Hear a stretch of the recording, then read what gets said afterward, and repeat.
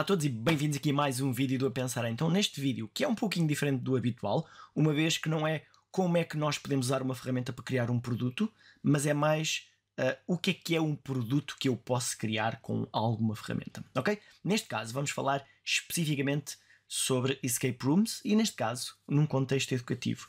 O outro motivo pelo qual este vídeo é especial, uma vez que foi uma sugestão de um vídeo, uma sugestão dos participantes do grupo de aprendizagem do mês passado de outubro.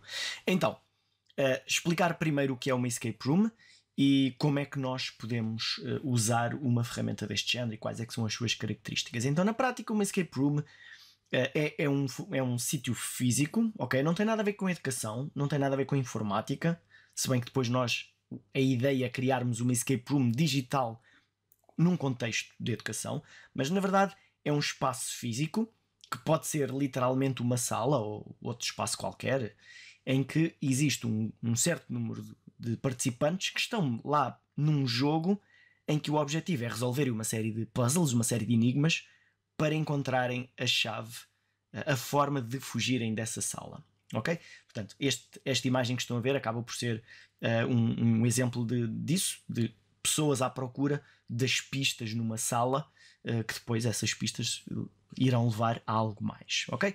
Então, só para vermos aqui um exemplo mais concreto dos vários cenários, portanto pode ser mais elaborado ou menos elaborado, ok? Depois há sempre alguns enigmas que estão de alguma forma escondidos no cenário e uns enigmas poderão levar a outros enigmas que por sua vez poderão levar à forma de fugir da sala. E estes cenários poderão ser muitos cenários diferentes e depois irá depender da imaginação de cada um. Mas já vamos falar disso. Agora vamos já falar como é que nós podemos usar isto num contexto de educação. Então, imaginem que nós temos um questionário normal, um teste, ok? Neste caso é um questionário que eu uso como brincadeira com os participantes dos grupos em que eu falo de escape rooms, em que o objetivo é responder a 3 perguntas, em que poderão saber a resposta delas ou poderão não saber, mas a ideia é tentarem responder. Por exemplo, uma fácil. Quanto é que é 1 vezes 3? Ok, fácil.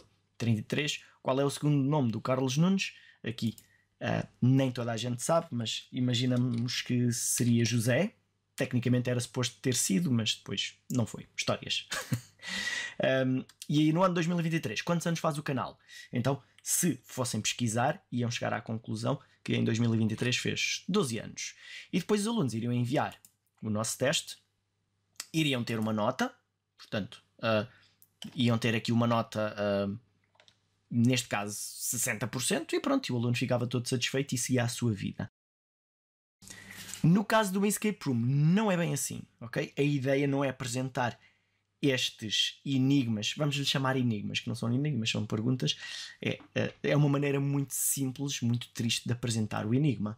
Então, uma escape room de educação é pegar exatamente no mesmo conteúdo, mas dar-lhe um twist, dar-lhe uma história, dar-lhe um contexto, ok? Algo que permita que os alunos se sentam envolvidos na realização daquelas perguntas. E se os alunos não conseguirem responder a todas as perguntas, não conseguem terminar, não conseguem fugir da sala.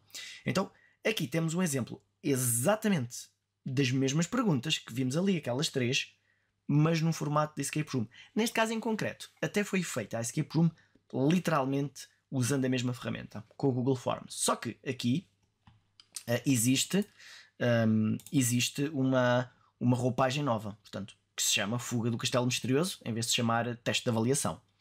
E depois há uma história que cada um vai inventar e parte da piada acaba por estar aqui e parte do trabalho também. Portanto, há uma história para os alunos se contextualizarem e perceberem quem são nessa história e o que é que querem fazer. Neste caso, resumindo, portanto, nós somos uma rapariga que fomos capturadas por um bruxo e temos de fugir do castelo. Portanto, temos aqui a historiazinha, passamos para a página seguinte e depois tem o enigma, o desafio.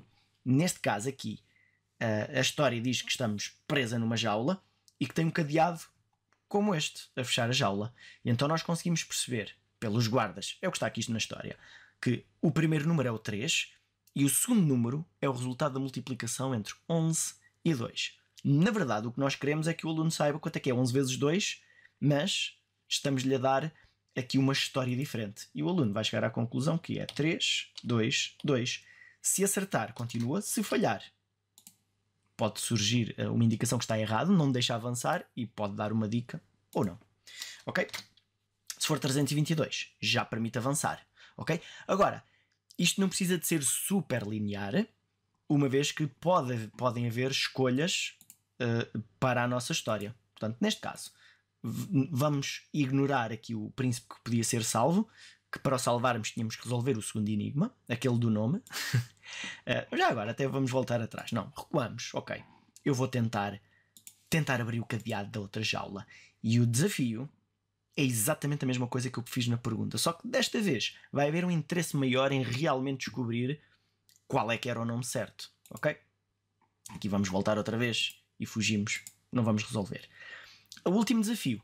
A resposta é exatamente o mesmo 12 de há bocado, só que desta vez o desafio vai pedir aos alunos para transformarem esse 12 num código binário que é só zeros e uns. Portanto, aqui já tem algo a ver com, neste caso, com a informática, mas podemos usar este estratagema também para outras situações, para não ser tão fácil.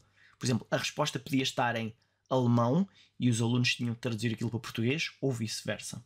É só um exemplo, ok? Portanto, e o aluno, quando respondesse aqui a resposta correta, portanto, 12 em binário, portanto, chegava ao fim.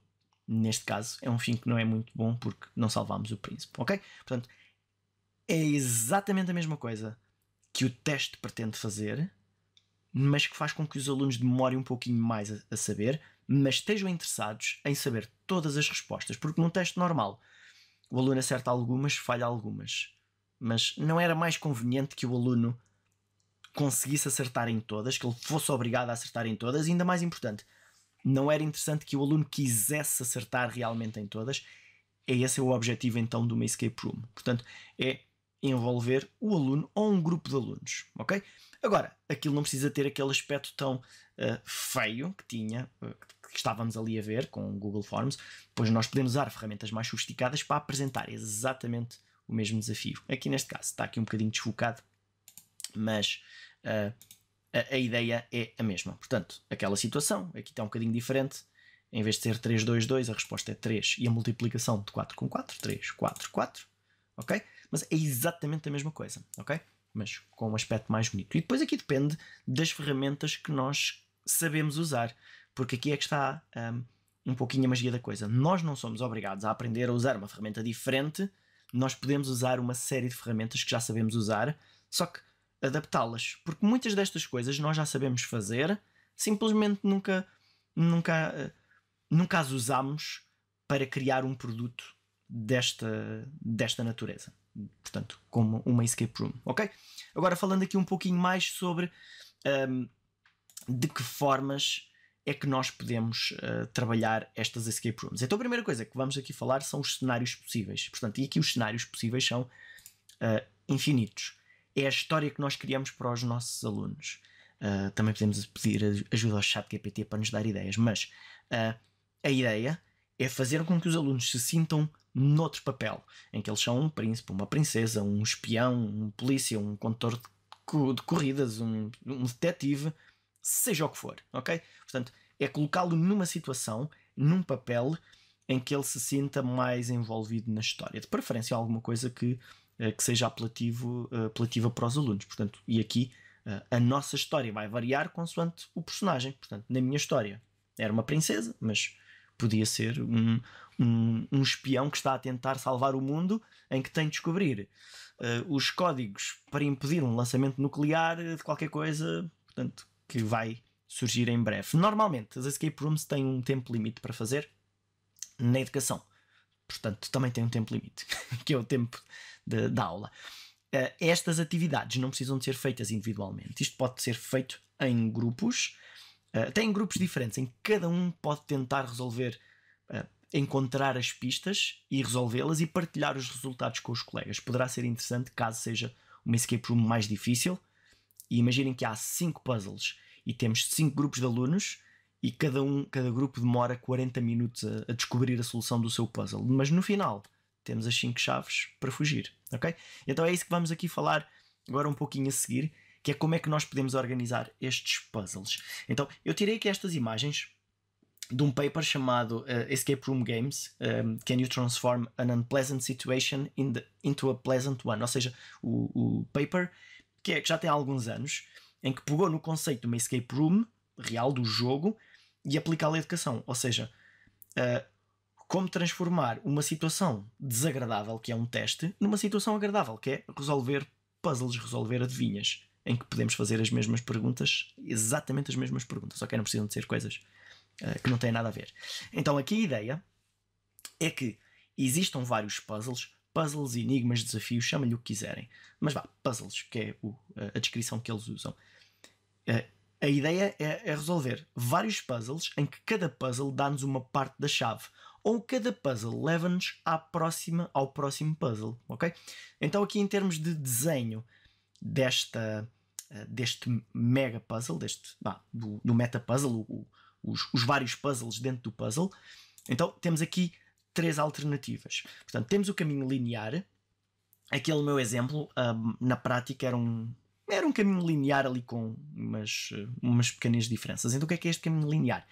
É o caminho em que nós temos um desafio, quando o resolvemos, obtemos a pista para o próximo desafio. Por exemplo, pode ser a localização do papelinho onde está escrito o próximo enigma, pode ser um documento que lá dentro tem escondido um código que é preciso para abrir uma fechadura e que por sua vez aí tem outro enigma, e eventualmente isto há de chegar a uma altura em que, pronto, tem a chave para fugir da sala. Quem diz chave diz um código, seja o que for, ok?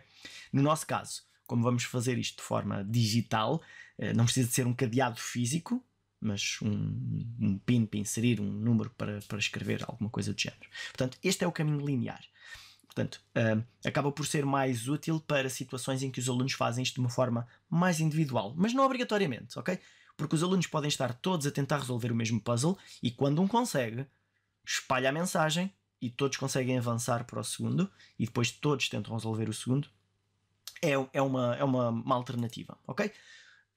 A segunda alternativa é o caminho aberto, ou seja, os vários puzzles que estão disponíveis podem estar escondidos, mas estão todos acessíveis, ok? E os alunos descobrem um puzzle, tentam resolvê-lo, outro conjunto de alunos pode encontrar o segundo puzzle e estão a tentar resolver puzzles diferentes em simultâneo. No final, cada parte do puzzle dá uma parte da chave ou do código final e depois, quando tudo junto, podem fugir. A última forma, basicamente, é uma mistura das duas. Portanto, pode ter algumas partes mais lineares, sequenciais, e outras mais abertas, em que os alunos podem começar a fazer pela ordem que entenderem. Ok? Então, esta é a estratégia. É assim que nós podemos construir. O que dá mais trabalho não é usar a ferramenta A ou B para criar isto. O que dá mais trabalho é pensar numa história interessante e enigmas interessantes e que façam sentido, ok? Façam sentido com a nossa disciplina e com a história que nós próprios criamos, ok? De qualquer forma, há ferramentas depois para trabalhar, não é? Então, estas ferramentas podem ser 1001. Eu vou anotar aqui algumas que se calhar até já sabem usar. E qualquer uma delas, há algumas em conjunto umas com as outras, podem ser usadas para criar algo deste género. Portanto, há algumas mais sofisticadas, outras menos, mas com qualquer uma delas conseguimos criar algo interessante. Por exemplo, com o Google Forms, como já viram, o Genially, como também vimos, mas também pode ser feito com o Canva, com o Google Slides ou com o PowerPoint, com o Google Sites. Portanto, é só uma questão de começarmos a puxar pela nossa imaginação para perceber como é que nós podemos levar os alunos por um determinado caminho e para resolverem um determinado número de situações. Às vezes isto não precisa de ser nada super sofisticado. Pode ser simplesmente perguntas de escolha múltipla em que o aluno tem de acertar para continuar para a próxima. Também podemos ver isto como um paddy paper, ok? Só que é um paddy paper em que os alunos estão mais confinados num espaço, ok? Portanto, o ideal para uma sala de aula. Quando organizamos um paddy paper na escola, acaba por ter que ser uma coisa que os alunos têm de andar pela escola toda para ser interessante. Aqui, numa sala, sendo um escape room físico ou um escape room digital, portanto conseguimos fazer aquilo num espaço mais confinado. Agora estão a pensar, mas como assim num físico consigo fazê-lo? Claro, é só uma questão de arranjar uns cadeados e uma caixa que tem um cadeado de combinação, esconder algumas coisas na sala debaixo de uma determinada cadeira. Portanto, vai ser um bocado caótico, né? Eles a darem a volta à sala, mas também podia ser feito, ok? Digital é um bocadinho mais prático. E podem fazer em casa também, para praticar. Depois, além destas ferramentas, existem um sem número de outras ferramentazinhas que nos podem ajudar a tornar a história mais interessante, que podemos integrá-las aqui. De que tipo de ferramentas? Por exemplo, ter um temporizador. Arranjamos uma forma de colocar um temporizador, vai contando o tempo para os alunos sentirem ali uma pressão extra. Podem ser sites que permitem descodificar código binário para decimal ou vice-versa. Temos aqui um exemplo de uma tabelazinha, de uma cifra, em que podemos dar uma mensagem secreta com emojis e depois têm o dicionário que lhes diz qual é que é o emoji que representa cada letra. Portanto, isto para de alguma forma dificultar e desacelerar um bocadinho o processo de responder e está feito, ok? Dar ali um conteúdo extra. Podemos usar ferramentas que, por exemplo, permitem proteger um PDF com uma senha. Imagina que os alunos têm de descobrir a senha para abrirem um PDF que eles já podem ter descarregado antes. E para abrir o PDF, colocam a senha. Se colocarem a senha, dentro do PDF está o próximo enigma, por exemplo, ok? Ou uma pista para a localização do próximo enigma. Aqui deste lado temos um exemplo de uma ferramenta que permite criar um puzzle. Imaginem que os alunos têm de montar as diferentes partes do puzzle para descobrirem a mensagem secreta que está no próprio puzzle, ok? Portanto, e tudo isto são ferramentas, sites que nos permitem criar algumas destas atividades. Aqui esta do meio. Pronto, é uma mensagem do WhatsApp falsa, só para apimentar um bocado a história. Portanto, em vez de ser estar lá escrito o Presidente da República precisa da tua ajuda para fazer determinada coisa, em vez de escrevermos isso, temos uma mensagem como se fosse dirigida mesmo ao aluno a explicar isso. Quem diz uma mensagem diz um recorte de uma página de jornal, diz um bilhete de avião falso, género. Portanto, recebeste um bilhete de avião para viajar até Paris, onde vais encontrar muitos mistérios e por aí adiante, ok? Portanto, a ideia é sempre tentar tornar a experiência de responder a um teste aborrecido, okay? Aquela unpleasant situation, e transformar isso numa situação mais emocionante, em que efetivamente os alunos tenham o interesse em conseguir chegar ao fim e que fiquem aborrecidos quando não conseguem, ok? Há muitos alunos que não ficam aborrecidos quando falha uma pergunta e têm 90% num teste, ficam todos contentes. Aqui só o 100% vai ser suficiente para os alunos. Ok? Pronto, então é aqui um pouquinho a intenção deste vídeo era falar aqui um pouquinho sobre isto. Eu tenho outros vídeos em que podem aprender a fazer algo deste género. Portanto, tenho vários vídeos sobre o Genially que não são dirigidos propriamente para escape rooms, mas mostra-vos como funciona. Se souberem usar, conseguem fazer algo deste género. Por acaso, também tenho um vídeo muito específico do Genially sobre estratégias que podemos usar no Genially para criar situações interessantes de escape rooms. Se já sabem usar o Genially, se calhar esse é um bom vídeo para tirarem algumas ideias que provavelmente até já têm neste momento. Ok? Então, espero que tenham gostado deste vídeo. Vemo-nos no próximo. Até lá.